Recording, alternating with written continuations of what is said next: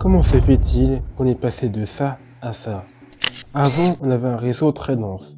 Chaque petit bled était desservi par le train, ce qui permettait à ces villages de se développer par la suite. Maintenant, c'est plutôt compliqué de prendre le train. Essayez vous-même, dès que vous voulez vous rendre quelque part, une petite ville ou un village, eh bien vous vous rendez compte que c'est mieux de prendre sa voiture. Mais alors pourquoi? Pourquoi on est arrivé là?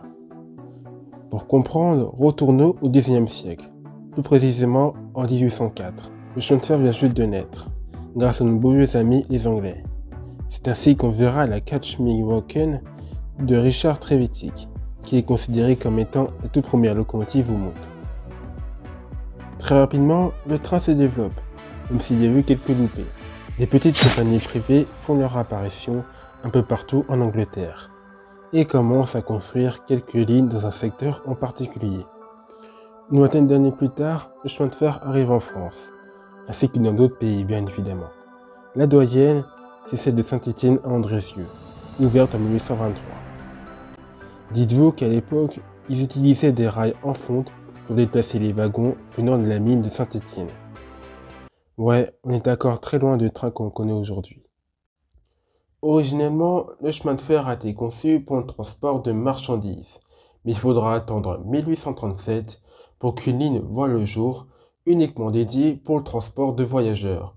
Et cette ligne, vous la connaissez forcément, puisqu'elle existe toujours aujourd'hui, c'est la ligne de Paris à Le Pecq, aujourd'hui reliant Paris Saint-Germain-en-Laye. D'ailleurs, si ça vous intéresse, j'ai fait une vidéo racontant l'histoire de cette ligne. Bref, les premiers axes principaux commencent à être construits. Entre-temps, de nouvelles compagnies arrivent sur le territoire. 6 nouvelles compagnies exactement. La compagnie de l'Est, du Nord, de l'Ouest, de l'État, du Paris-Orléans, du Midi et la PLM. Information intéressante, le chemin de fer de l'Ouest sera racheté par celle appartenant à l'État et même sort pour celle du Midi qui sera rachetée quelques années plus tard par la compagnie du Paris-Orléans. Mis à part ça, le chemin de fer continue son extension. 1877, c'est la Troisième République. Au même moment, il y a un monsieur qui constate que la France a pris du retard sur le développement des canaux, des ports et du chemin de fer. Ce monsieur, c'est Charles de Freycinet.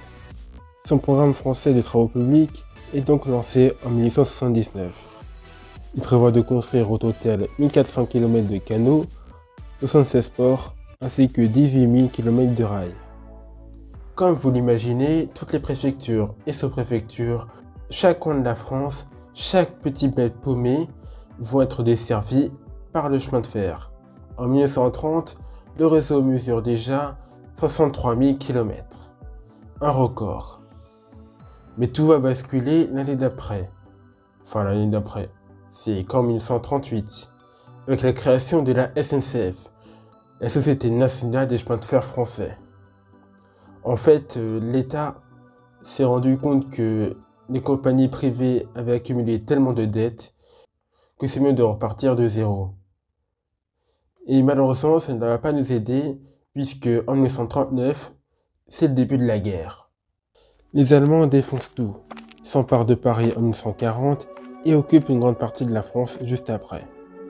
Pour permettre le déplacement des Juifs vers les camps, ils vont voler des centaines de trains tout en bombardant des gares et des dépôts afin de réduire le déplacement. À la fin de la guerre, le réseau ferré ressemble à rien. Tout est dévasté.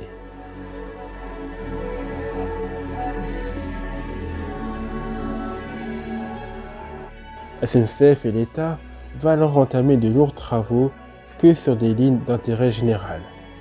Entre 1940 et 1950, c'est 10 000 km de lignes qui vont disparaître. Entre la fin de la guerre et les années 80, l'automobile va connaître une croissance fulgurante. Mais quand je dis fulgurante, c'est genre du jamais vu. Vraiment. C'est la période des 30 glorieuses. Malgré 2 crises pétrolières dans les années 70, eh bien, les Français raffolent la voiture. Là où pour la SNCF, c'est un peu plus compliqué, puisque tous les engins qu'elle a, c'est majoritairement des thermiques. C'est dans ces mêmes années que des voitures iconiques vont arriver. La Coccinelle, la 205, la 2 chevaux, la Golf et j'en passe. Des voitures accessibles pour le plus grand nombre. La voiture, au moins, tu peux aller partout pour pas cher en plus, alors qu'un train n'est pas aussi pratique. J'ai parlé que de la voiture, mais c'est aussi le cas dans le transport de marchandises, avec le développement en masse du trafic routier et la création des autoroutes. Même si le réseau se modernise avec le déploiement en masse des trains électriques, eh bien la route gagne toujours. Peu avant les années 80, le réseau mesurait 35 000 km. Pour convaincre les gens de prendre le train, eh bien Alstom et la SNCF vont créer ceci, le TGV. Ah, le TGV, deuxième train à grande vitesse à circuler, peu après le Shinkansen. Ce train va permettre de sortir la SNCF de la misère, vu que le TGV est bien plus rentable que les lignes classiques. À partir de cette période, elle va se concentrer sur son petit bébé, en achetant des rames toujours plus modernes, toujours plus vite, et en créant des LGV. Pratiquement toutes les générations des TGV vont battre des records de vitesse toujours plus fous. Ce n'est pas la première fois que la SNCF va battre des records de vitesse sur rail, puisque le premier date de 1954 à 248 km/h. Les autres records seront battus en 1955.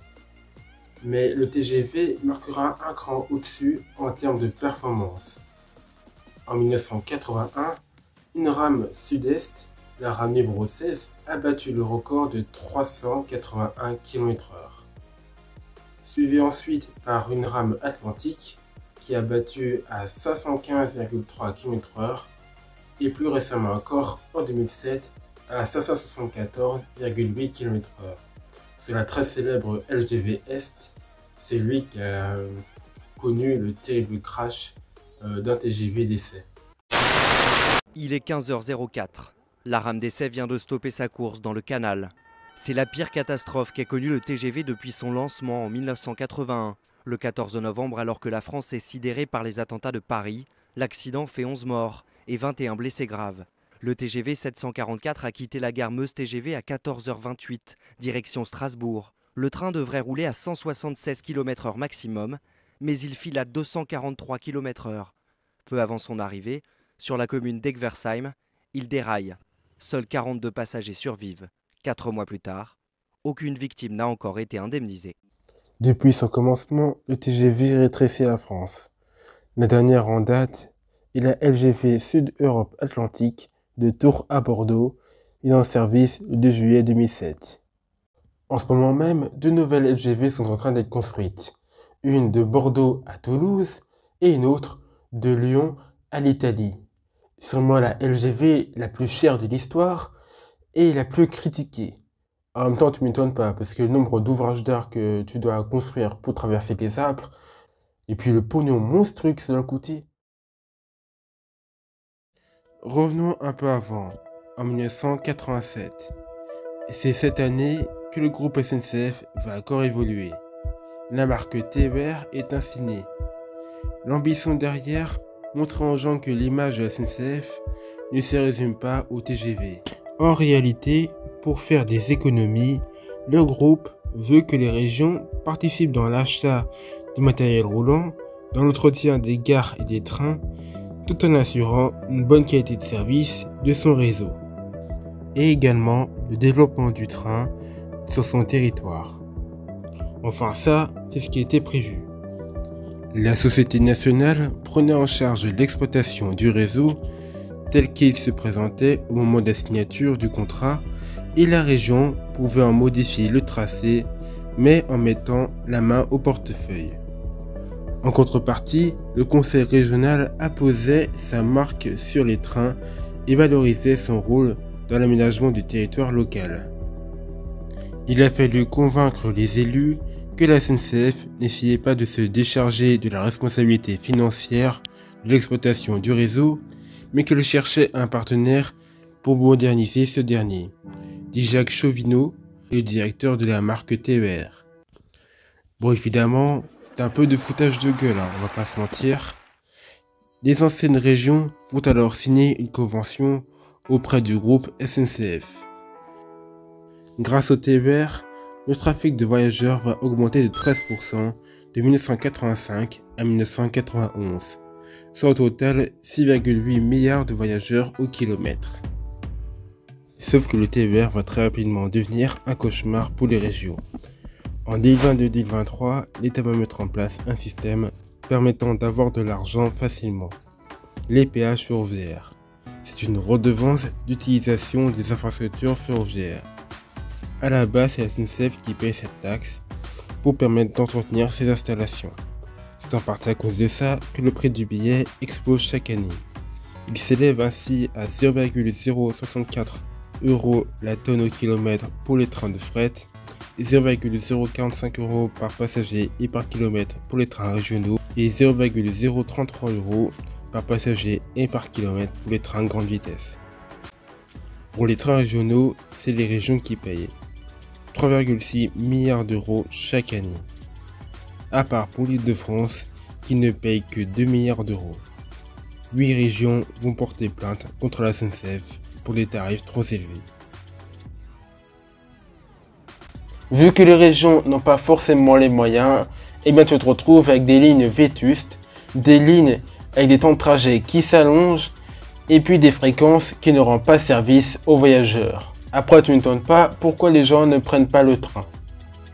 Certaines lignes sont tellement en mauvais état qu'ils préfèrent baisser la limitation de vitesse au lieu de faire des travaux.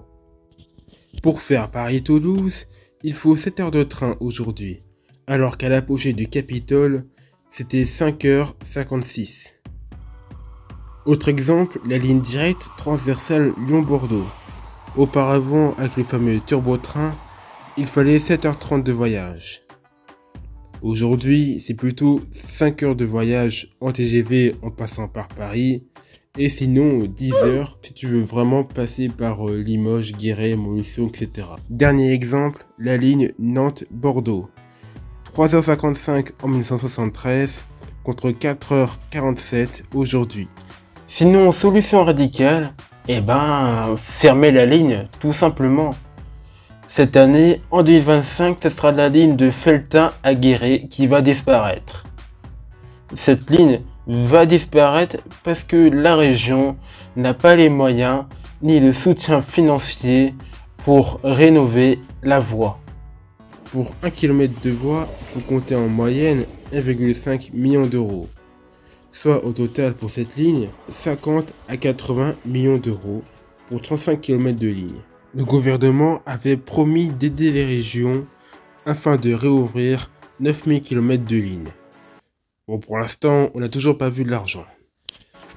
C'est bien d'inciter les gens de prendre le train, mais si t'as pas le service qui va avec, t'es coincé. La seule ligne qui a pu réouvrir récemment, c'est la ligne de Nîmes à Port-Saint-Esprit. C'est la très célèbre ligne de la rive droite du Rhône. Après plus de 50 ans sans train de voyageurs, cette ligne a pu réouvrir en 2022. Le truc qui va pas sur cette ligne, c'est que le train est obligé d'aller jusqu'au Teil, en Ardèche, pour faire demi-tour.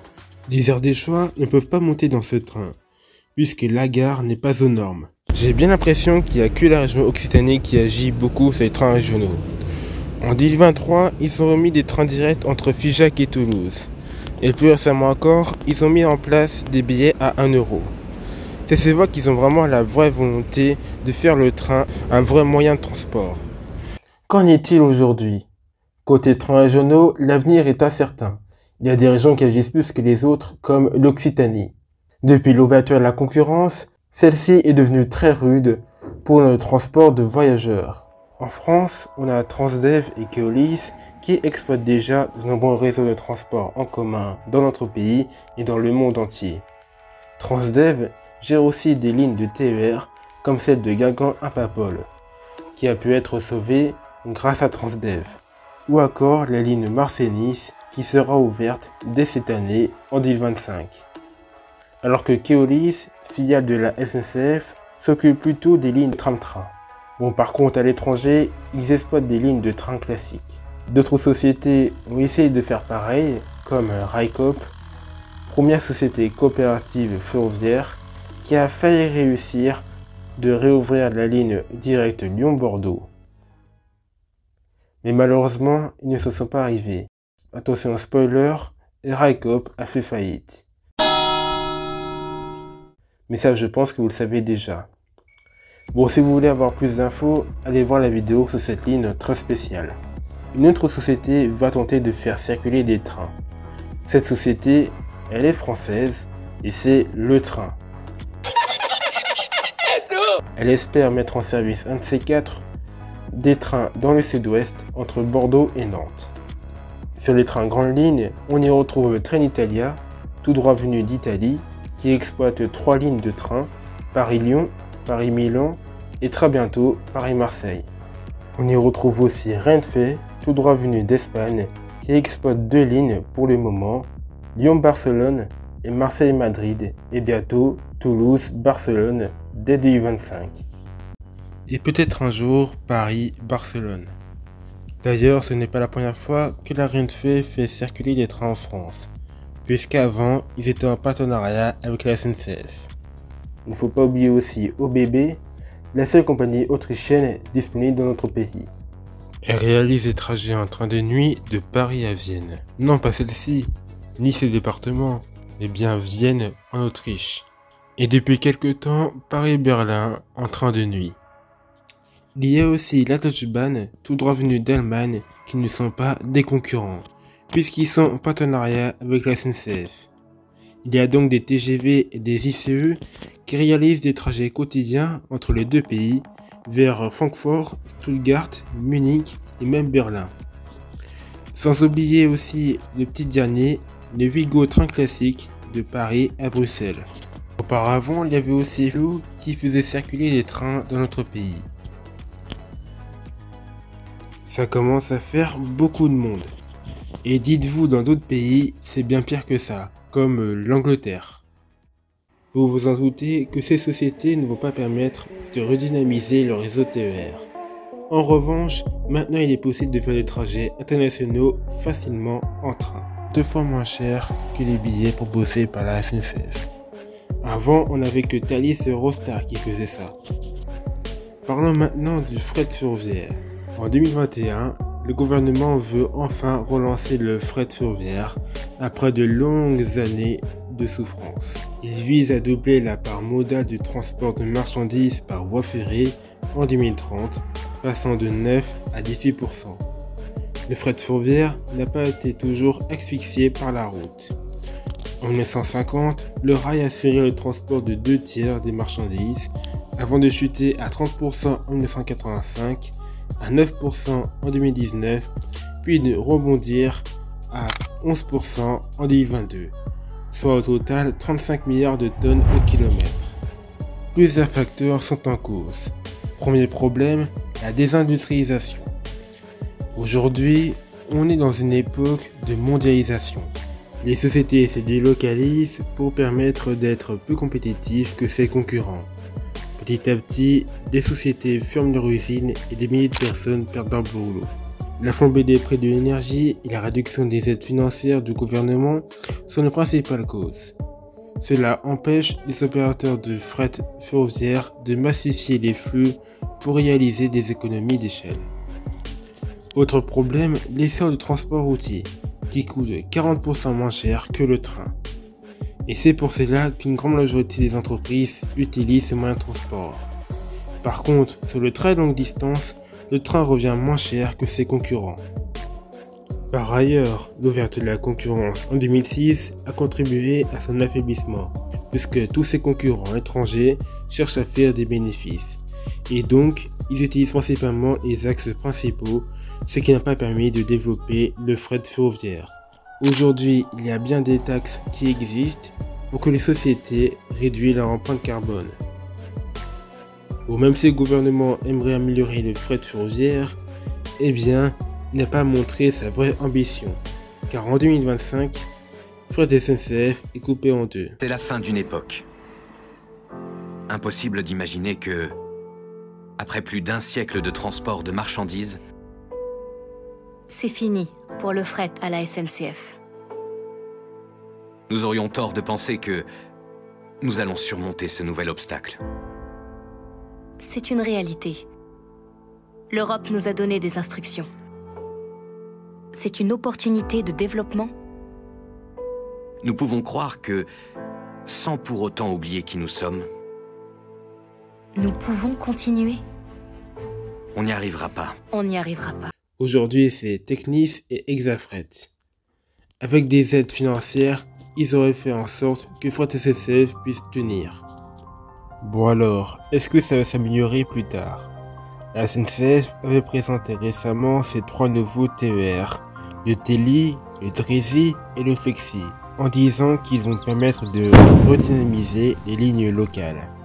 Un des 3 trains est un véhicule hybride qui circule à la fois sur les lignes abandonnées du réseau et sur la route. Après, ces engins sont peut-être le taxi du futur. En attendant, il faut rénover les infrastructures existantes. L'État est responsable de ça. Ne pas donner suffisamment de moyens pour entretenir le réseau existant, puisqu'ils ont passé la plupart du temps à mettre tout leur pognon dans le TGV. Avec l'argent de la construction de ces futures lignes, on pourrait remettre à neuf des centaines de kilomètres de voies. Dites-vous que d'autres lignes de SGV sont en projet sur notre territoire. Et ouais, le tout TGV n'est pas près de disparaître. Aujourd'hui, notre réseau ferré national mesure 28 000 km. Merci à tous d'avoir regardé cette vidéo, abonnez-vous, n'hésitez pas à me dire en commentaire si j'ai fait des erreurs ou pas. Et puis on se dit à la prochaine pour une nouvelle vidéo.